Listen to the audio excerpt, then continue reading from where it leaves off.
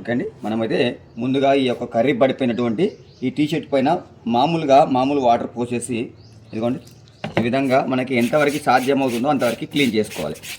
Okay, ఈ విధంగా clean చేసుకోండి.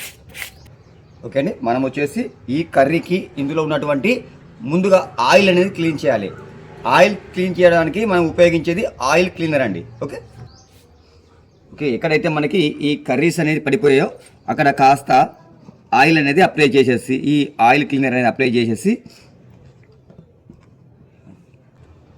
ఓకే అండి, ఆయిల్ అయితే మనం ఆయిల్ క్లీనర్ అప్లై చేసాము.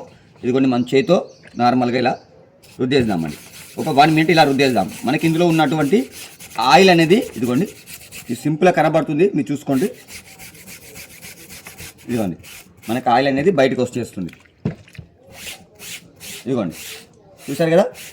మీకు ఎవరికైనా కర్రీ పడిపోతే ముందుగా ఆయిల్ క్లీనర్ వేయండి. మనకు ఈ పసుపు ధనము, ఈ కర్రీస్కి ఉన్నటువంటి కారము, ఇవన్నీ కూడా మసాలాలన్నీ కూడా మనకి అందులో వెళ్ళిపోతాయండి ఆయిల్ క్లీనర్తో. చూసారు కదా, మన పై భాగం అయితే మనం ఏ విధంగా క్లీన్ చేసామో అదే విధంగా దీన్ని ఇప్పుడు మనం నార్మల్ జనరల్ వాషింగ్ అయితే మనం చేద్దాము. ఎంత ఈజీగా మనకి వెళ్ళిపోతుందో చూపిస్తాను. ఓకే అండి, ముందు అయితే మనం వచ్చేసి వీటికి ఒక మగ్గడి హీట్ వాటర్ అయితే తీసుకున్నానండి. ఇదిగోండి 60 టెంపరేచర్ హీట్ వాటరు. వేలకు ఫీజులు పెట్టి డ్రై క్లీనింగ్ నేర్చుకోవాల్సిన పని ఏం లేదండి. కేవలం సింపుల్గా మనం చేసే ఈ పద్ధతిలో చేస్తే 100% మనం సక్సెస్ఫుల్గా అయితే రన్ చేసుకోవచ్చు బిజినెస్ని. వేలు పెట్టాల్సిన పని ఏం లేదండి, ట్రైనింగ్ తీసుకోవాల్సిన పని అసలుకే ఉండదు. ఇదిగోండి మనం దీనికి వచ్చేసి హైపో బ్లీచ్ మనం ఒక 100 ml అయితే నేను హైపో బ్లీచ్ అనేది వేసేసానండి. ఇదిగోండి నీకు ఇందులో పెట్టేసి చూపిస్తున్నాను. ఇదిగోండి మీ బ్యాక్ సైడ్ కనిపిస్తుంది కదా.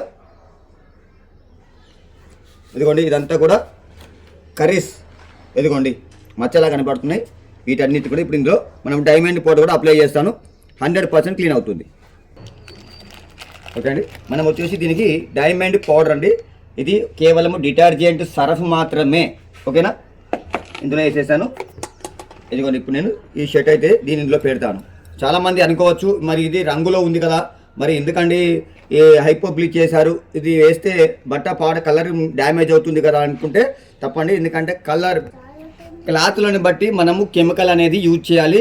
చాలామంది నేర్చుకోవాల్సింది ఇదేనండి. ఎందుకంటే మనకు ఏ క్లాత్ మనము ఏ కెమికల్ వేస్తే మనకి ఉపయోగంతో తొందరగా వెళ్ళిపోతుంది అనేది మనం నేర్చుకోవాల్సింది ఇది మాత్రమే. ఇదిగోండి ఇందులో వేసేస్తున్నాను.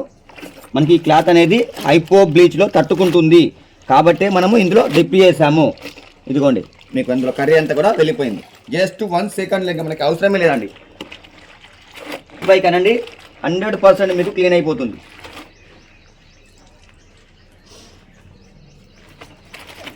రుద్దండి చేతితోటి.